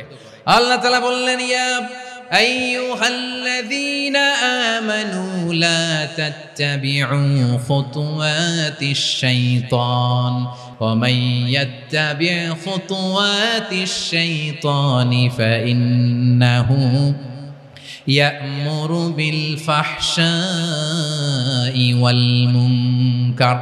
আল্লাহ বললেন আমার গোলামেরা শোনো শোনো, ও আমার বিশ্বাসী বান্দারা খবরদার, তোমরা কশিনকালেও শয়তানের পদাঙ্ক অনুসরণ করবে না, কারণ শয়তান তোমাদেরকে অশ্লীলতা এবং মন্দ কাজের দিকে উদ্বুদ্ধ করে। আমাদের কাজ হচ্ছে শয়তান আমাদেরকে যেদিকে নিতে চায় আমরা তার উল্টা দিকে যাব। শয়তান এই মন্দ কাজকে আমাদের কাছে বিউটিফাই করে, চাকচিক্যময় করে আমাদের সামনে উপস্থাপন করে। এজন্য আল্লাহ বলেন মুনকারকে থামাতে হবে, মুনকার প্রতিরোধ করতে হবে। মুনকার প্রতিরোধের দায়িত্ব শুধু আমাদের নাকি? শুধু আপনার খতিব সাহেবের, ইমাম সাহেবের, নাকি মুসলিম উম্মার সবার? আওয়াজ করে বলুন, মুনকার, অসৎ কাজ প্রতিরোধের দায়িত্ব কার? রাব্বুল আলামিন বলেন কুনতুম খায়রা উম্মাতিন উখরিজাত লিন-নাসি তা'মুরুনা বিল মা'রুফি ওয়া তানহাউনা আনিল মুনকার। তোমাদেরকে শ্রেষ্ঠ জাতি করে জমিনের মধ্যে আবির্ভূত করা হয়েছে, যাতে করে তোমরা জমিনের ভেতরে সৎ কাজের আদেশ করতে পারো আর অসৎ কাজের নিষেধ করতে পারো।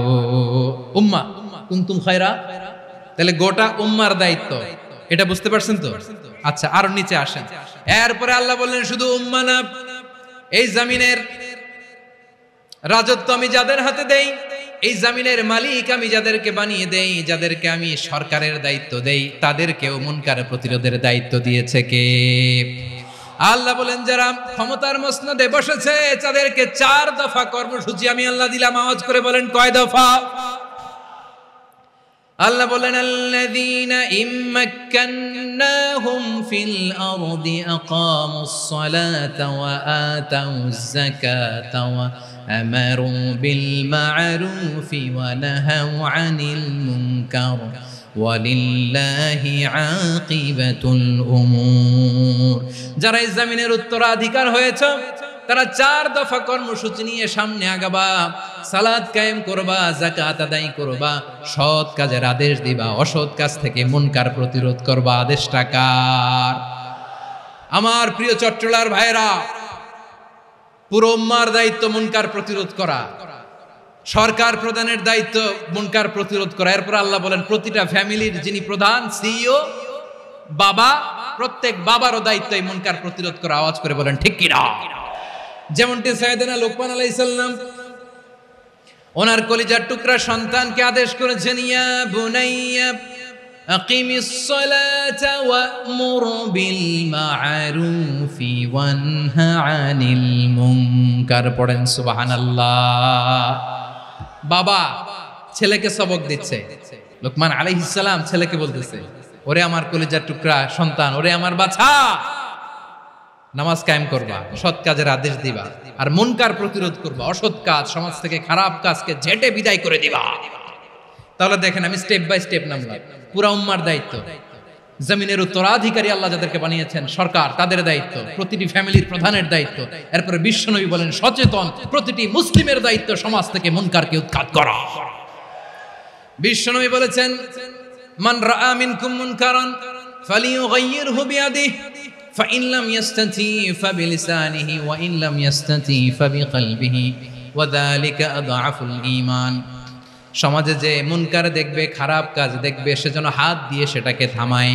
আমার প্রিয় ভাইরা, না থামালে আমরাই ডুববো শেষমেশ। আমাদের বাঁচার জন্য হইলেও থামাইতে হবে। রব্বুল আলামিন বলেন, ওয়াত্তাকু ফিতনাতাল লা তুসিবান্নাল্লাযীনা যালামু মিনকুম খাসসা। ও আমার গোলামেরা, ওই আযাবকে ভয় করো যে আযাব যখন আমি জমিনের বুকে পাঠাই শুধু জালেমদেরকেই মারি না, আলেমদেরকেও মারি। আযাব যখন আসে তখন শুধু জালিমই মরে না, আলেমও মরে। জানেন মুসা আলাইহিস সালামের পায়ে একবার লাল পিঁপড়া, তো উনি রেগে মেগে পাশি দেখে লাল পিঁপড়ার বাসা, পা দিয়ে ডলে মুছে সবগুলো পিঁপড়া মেরে ফেলছে। এই ঘটনাটা আল্লাহ ঘটিয়েছেন এজন্য মুসা আলাইহিস সালাম ছিলেন কালিমুল্লাহ, সরাসরি আল্লাহর সাথে কথা বলতেন। তিনি আল্লাহকে জিজ্ঞেস করেছিলেন, আল্লাহ তুমি যখন কোনো জনপদে আযাব পাঠাও, শাস্তি দাও, ওখানকার শুধু জালেমরাই তো মরে না, ভালো মানুষগুলাও মরে, তো আযাব দিবা মুশরিকদের উপর দিবা, অবাধ্যদের উপর দিবা, ভালো মানুষগুলারে মারো কেন? আল্লাহ বললেন, মুসা তোমার যে কামড় দিছিল পায়ের মধ্যে পিঁপড়া, কয়টা পিঁপড়া? একটা পিঁপড়া, তো সবগুলারে মারলা কেন? রেগে মেগে পুরো পিঁপড়ার বাসা ভেঙে মেসাকার করলা কেন? আমি যখন অ্যাকশনে যাই, আমি যখন শাস্তি দেই, তখন এত বাস বিচার করা হয় না, বাস বিচার করা যায় না। যখন অ্যাকশনে যাওয়া হয় ওইটা ডাইরেক্ট অ্যাকশন হয়ে যায়। চিল্লায় বলো ঠিক কি না? এজন্য আমাদের বাঁচার জন্য হলেও এই পাপ থামাতে হবে, এই শয়তানের অট্টহাসি থামাতে হবে, অন্যায় অপরাধ সমাজ থেকে আমাদের থামাতে হবে। কারণ আযাব আসলে ওরাও মরবে, আমরাও মরব। একটা জাহাজ 2 তলা, আপনি আছেন 2য় তলায়, নিচের তলার কিছু লোক জাহাজের তলা ছিদ্র করতে আরম্ভ করছে। কি ছিদ্র করতেছে? আচ্ছা, জাহাজের তলা ছিদ্র করলে তলা দিয়ে কি ঢুকে? এখন আপনি যদি বলেন আমার কি, আমি তো 2 তলায়, আমি তো ভালো আছি, ওরা ছিদ্র করে ওরা মরবে। আসলে কি শুধু ওরা মরবে? তলা দিয়ে যখন পানি ঢুকবে, জাহাজ ঢুকলে আপনিও মরবেন। এজন্য নিজে মরার আগে ওই পাগলগুলার নিচতলায় যে থামাতে হবে। চিল্লায় বলেন ঠিক কি না?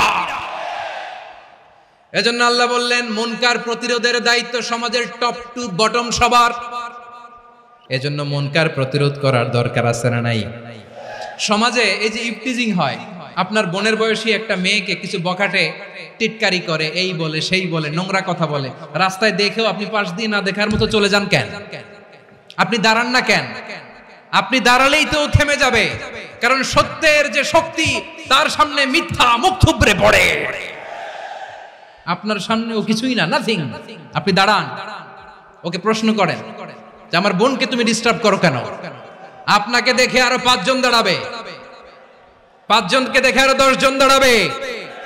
আমাদের নীরবতা আর আমাদের নিশ্চুপ থাকাই জালিমদেরকে আরো শক্তিশালী জালিম বানিয়েছে। এজন্য মুনকার প্রতিরোধের দায়িত্ব আমাদের সবার। টেন্ডারবাজি, চাঁদাবাজি, দুর্নীতি, অপরাধ, দখলদারিত্ব, মজুদদারি, এগুলো সব কিছু একসাথে প্রতিরোধ করতে হবে, ঠিক কিনা বলেন? একটা মানবিক সমাজ যদি চাই, প্রতিরোধ করতে হবে। প্রিয় ভাইয়েরা, আল্লাহর শপথ নিয়ে বলি, এই নাসিহাতগুলো সবার জন্য, সব দলের জন্য, সব মতের মানুষের জন্য। আমরা কোনো দলের প্রতি মানুষকে ডাকি না, আমরা ডাকি ইসলামের দিকে। সব দলের, সব মতের, সব মানুষদেরকে আমরা আহ্বান জানাই, আসুন আমরা একটা সুন্দর সমাজ বিনির্মাণ করি। এই যে নতুন বাংলাদেশের এক সুযোগ এসেছে, আর জীবনে হয়তো আসবে না, সামনের 100 বছর এই সময় আসবে না। আসুন দেশটাকে আমরা সাজাই, আসুন আমরা দুর্নীতি বন্ধ করি, আসুন আমরা চাঁদাবাজি বন্ধ করি, আসুন আমরা দখলদারিত্ব বন্ধ করি, আসুন আমরা এক দল আরেক দলকে নিশ্চিহ্ন করার যে রাজনীতি, এটা বন্ধ করি। সব দলের প্রতি আমার আহ্বান, আমরা চাঁদাবাজ মুক্ত বাংলাদেশ চাই, জুলুম মুক্ত বাংলাদেশ চাই, ফ্যাসিজম মুক্ত বাংলাদেশ চাই, গুণ খুন খারাপি মুক্ত বাংলাদেশ চাই। আমরা নতুন ভোরের বাংলাদেশ চাই। ওই বাংলাদেশ পাওয়ার জন্য মুনকার প্রতিরোধে, অন্যায় প্রতিরোধে যদি বাঘের বাচ্চার মতো, আবু সাইদের মতো 2 হাত উঁচু করে, বুককে টান টান করে প্রসারিত করে দাঁড়াতে হয়, রাজি আছো মুসলমান? রাব্বুল আলামিন বলেন, ওয়ায়ানহা আনিল ফাহশাই ওয়াল মুনকারি ওয়াল বাগি ইয়াইদুকুম লাআল্লাকুম তাযাক্কারুন। আল্লাহ বললেন, আমি অশ্লীলতাকে নিষেধ করি, আমি সব ধরনের মন্দ কাজকে নিষিদ্ধ করি, সব শেষে আমি সীমা লঙ্ঘনকে তোমাদের জন্য নিষিদ্ধ করি। নিষিদ্ধ করেছেন কয়টা জিনিস? 1 নম্বরে অশ্লীলতা, 2 নম্বরে মুনকার তথা সব মন্দ কাজ, 3 নম্বরে আল বাগি, সীমা লঙ্ঘন, ক্রসিং দ্য লিমিট। সীমা লঙ্ঘন করা ভালো না। We all should know our limits. চিল্লায় বলেন ঠিক কিনা? একই আয়াতে আল্লাহ বললেন, কুল ইন্নামা حرم ربي الفواحش ما ظهر منها وما بطن والإثم والبغي بغير الحق। অন্যায় ভাবে যে অবাধ্য হয়, যে সীমা লঙ্ঘন করে, তাদেরকেও আমি এটা হারাম করে দিলাম। সীমা লঙ্ঘন করা হারাম। আল্লাহ বারবার আমাদেরকে ওয়ার্নিং দেয়। যখন আমরা থামি না, তখন আল্লাহ ধরে, আর যখন ধরে তখন ছাড়ে না। ধরে না, ধরলে আল্লাহ ফেরাউনকে কিন্তু হুট করে ধরে নাই। আপনারা জানেন 9 বার ওয়ার্নিং দিয়েছে ফেরাউনকে। আল্লাহ তাআলা ওয়ার্নিং দিয়েছিল কয়বার? রাব্বুল আলামিন বলেন, ওয়ালাকাদ আতাইনা মূসা 9 আয়াতিন বাইয়িনাত।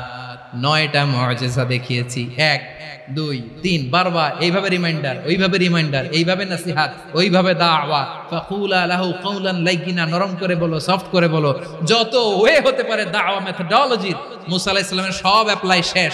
10ম বারে যে আল্লাহ ধরছে, 10ম বারে যে ধরেছে। এজন্য আল্লাহ বলেন, আমি সীমা লঙ্ঘনকে পছন্দ করি না।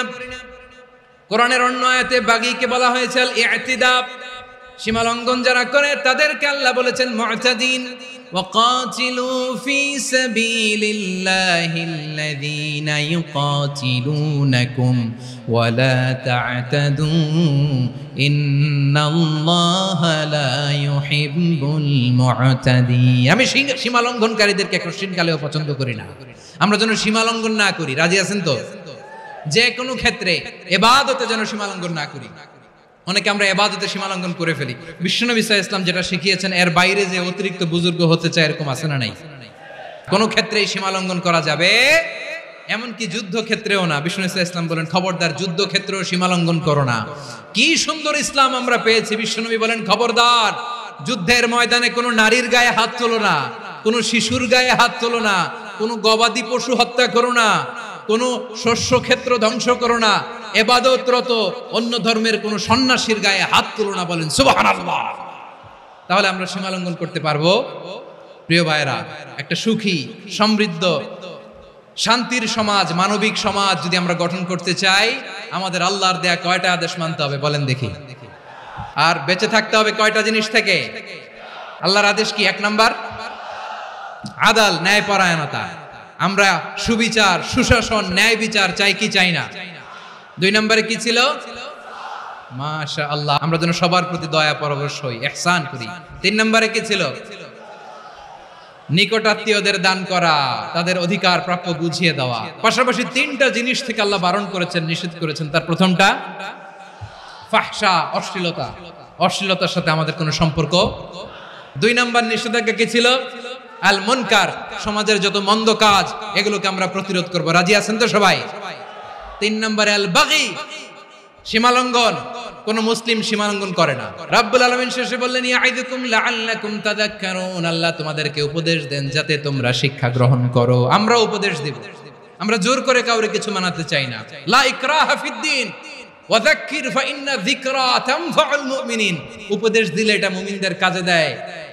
লাস্তা আলাইহিম বিমুসাইতির ইন্নামা আনতা মুযাক্কির, নবী হে আপনি রিমাইন্ডার দাতা, আপনি উপদেশ দিবেন। আমরাও বিশ্বনবীর এই হাদিসগুলো থেকে, কোরআনের আয়াত থেকে রিমাইন্ডার, এই কথামালা বাণীবাহক হিসেবে এই বাণীগুলো আপনাদের সাথে কাছে পৌঁছে দিলাম।